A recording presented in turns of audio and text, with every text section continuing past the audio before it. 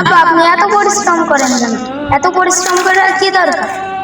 বাবা রে, এত যে পরিশ্রম করি কেন করি জানো? খালি খালি তোমাকে মুখে হাসি ফোটাবার জন্য আমি পরিশ্রম করি। আর এই পরিশ্রম না করলে আমি তো তোমাদের মুখে হাসি ফোটাতে পারবো না। তাই এত পরিশ্রম করি। রোদ বৃষ্টি ঝড়ের ভিতরেও আমি তোমাদের জন্য অক্লান্ত পরিশ্রম করি, কারণ তোমরা যাতে একটু ভালো থাকতে পারো, একটু ভালো খেতে পারো, সেই কারণে এত পরিশ্রম করে। বাবারে, আমার তো কোনো জমি জায়গা নাই।